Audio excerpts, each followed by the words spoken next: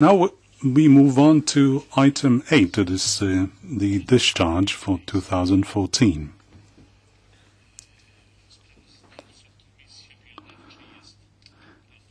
Mr. Tibor is the rapporteur, and the Kokobu is the committee in charge. It is the second consecutive year that the AGRI committee has decided to draw up such an opinion, as it is in our interest to express our views on how agricultural funds have been spent and where certain adjustments are still needed. As agriculture still has the largest share of the EU budget, but the cohesion policy is almost as popular. The point is, however, that this spending is transparent and efficient. As I've already mentioned, Mr. Tibor is the rapporteur.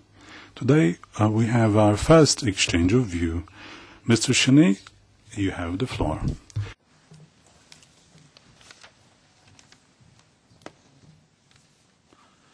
Thank you very much, sir.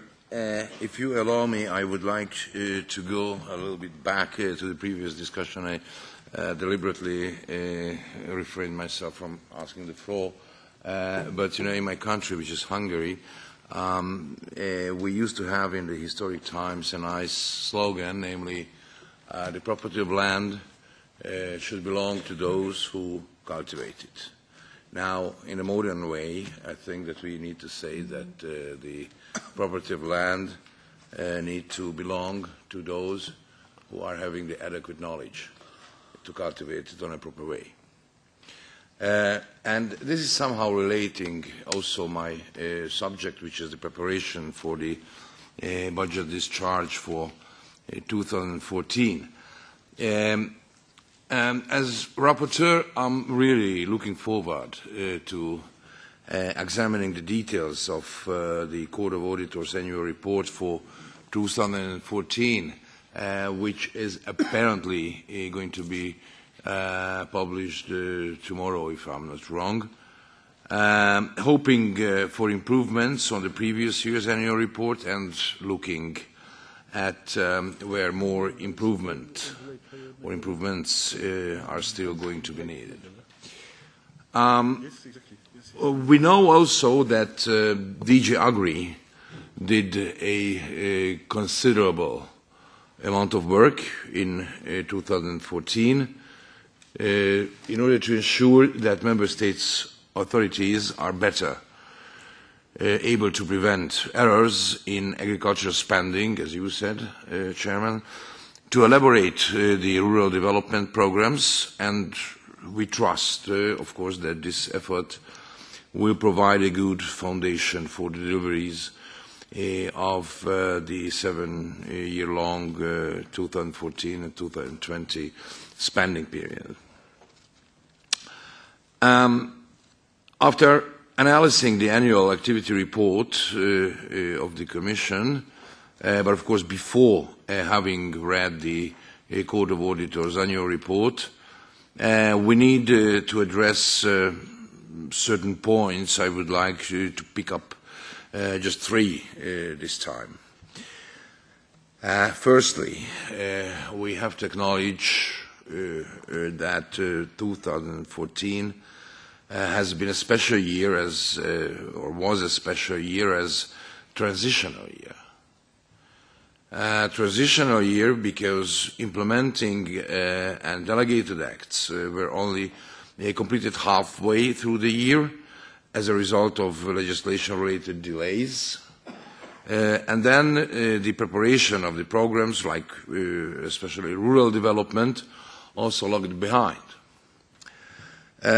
So we need everyone's empathy in order to cope this problem.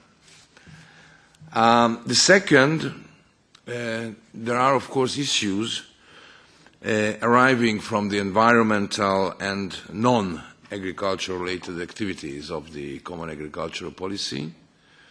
and of course conclusions might be deduced.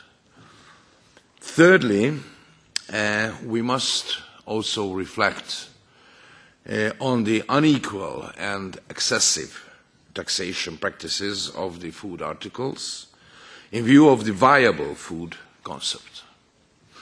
So, now I understand that the Court of Auditors wants to focus more on performance in the coming months and years, but of course we cannot escape from the mismatch between the Court's single-year approach to the figures and legality of expenditure and the multi-annual approach of the Commission in delivering and evaluating agricultural expenditure, and of course our own wish as co-legislators to have programs which offer some medium to long-term certainty to all those in the food supply chain, namely from farmers to customers.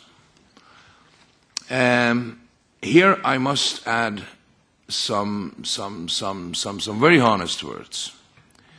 As you said, Mr. Chairman, agricultural budget is perhaps the largest proportion within the European Union's expenditures.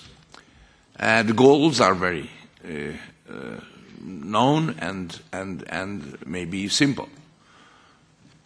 To provide to provide good quality food for all the European citizens at affordable prices.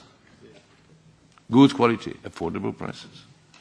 And on the other hand, to provide also for the sustainability of the living standards of the rural population. I think that after years and even decades of agricultural or of the common agricultural policy, these goals are still to be achieved. And in this light, I think that I may ask everyone in this committee to come along with observations, proposals for this report. Now, the common agricultural policy is, of course, just as important tool now as at the outset for ensuring security of food supply in Europe. It is hard to see how an annual accountancy-oriented audit can provide an adequate measure of how such a long-term policy is performing. And it is and should remain just one of the ways we see how the policy operates.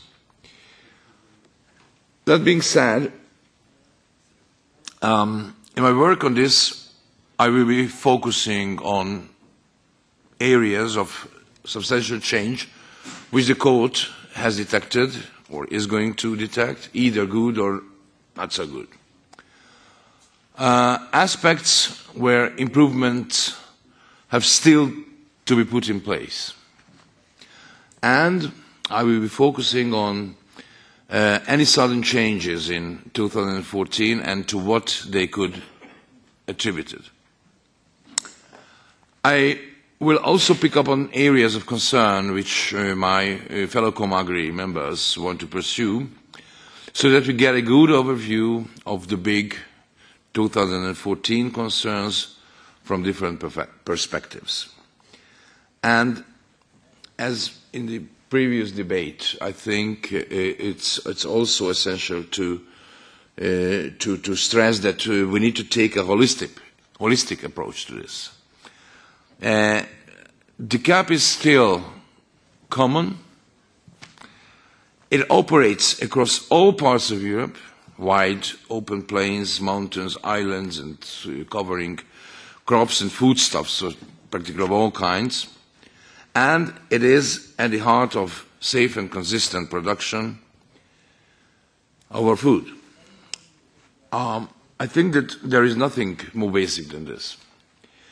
Fair access to it, to food for all consumers, should stay uppermost in our minds, even when we are looking at the spending details, as we will do over the coming weeks, and when we have had a chance to examine the full detail of HYPE, the court's document. So, dear colleagues, dear Chairman, I look forward to discussions. It is the first reading, as you said, the first hearing. Of course, with the shadow rapporteurs of the other political groups on the 2014 budget discharge as it concerns agriculture, so that we present the committee's well-informed opinion. Thank you very much, sir.